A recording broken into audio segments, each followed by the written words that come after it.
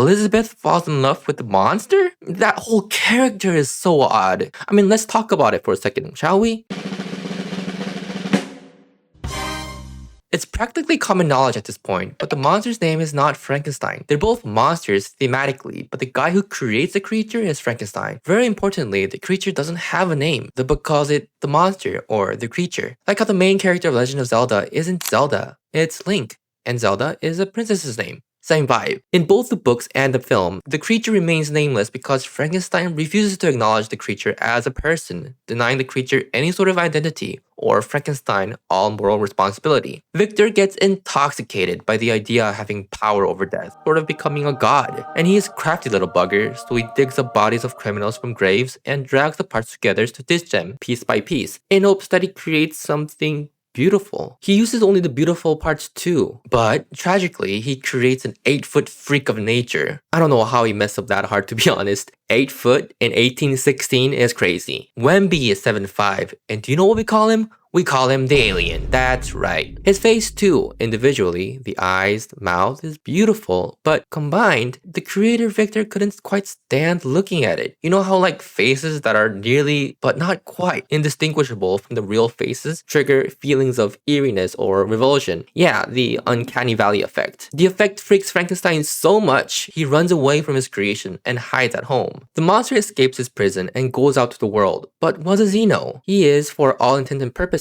just a baby. A very, very ugly baby. He doesn't know what good versus evil is or anything about how beauty or ugliness affects PvP interactions. And so when he goes out to the public, the people absolutely and understandably shuns him. And that breaks our monster's ugly heart. He feels intense sadness and loneliness. And so in the books, like in the movie, the monster finds the creator and asks for a companion so that they can be lonely together. But unlike the film, Dr. Frankenstein was like, okay, I'll make you a companion, just leave me alone, and starts creating a female creation for him. But midway through the operation, Frankenstein envisions a horrible future where the monster and his companion procreates and bears more monsters. Realistically reads as a future where Dr. Frankenstein no longer has control over his creation. Frankenstein finally rejects his monster's wishes and destroys the female monster before she draws her first breath. Now imagine you are the monster. You were created in this world as a freak. Everyone hates you, and what's more, attacks you merely for existing. And the only wish you had for your creator, who technically is responsible for you, is a companion so that you don't feel so alone anymore. And that sole request was completely and utterly rejected. Now my question to you is this: would you get mad or not? Of course you'd get mad. So the monster takes revenge on his creator and kills Frankenstein's fiancée Elizabeth, his younger brother William, and his best friend Henry Cavill or whatever. In the books, that turns Frankenstein sort of understandably crazy, then promises that he would chase after his monster to the end of the world. That end of the world bit was literally at the North Pole, where Frankenstein meets an expedition ship by chance, and at the brink of his death, he explains how he got there and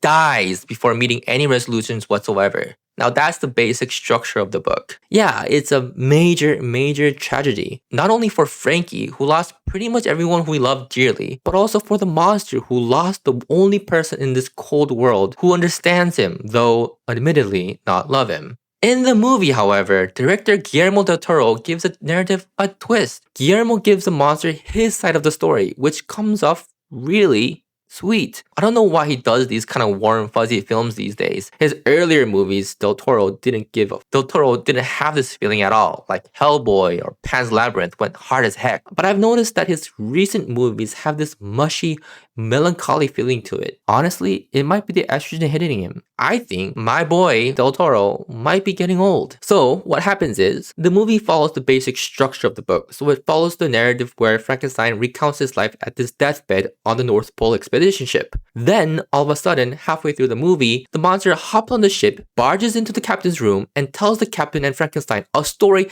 that doesn't exist in the books. And here's the first thing that I immediately noticed that was different in the movies. The monster is kind of actually good looking. I don't know if this was intended or not, but he's very handsome. He's got discoloring in his body and a lot of stitches, but he looked better than most white people in the early 19th century Europe. His body looked chiseled, and most importantly, his eyes looked so kind and pretty. In the book, you get the feeling that the monster is kind of deservingly shunned. You understand better why people were afraid of him. I mean, the creature's made out of corpses, and he's kind of scary looking. But in the movies, you don't get that feeling at all. Like, I'm sure I'm not the only one who thinks this way. And you know what? I'm just gonna say it. I think that was a bad decision. It messed up the narrative a bit.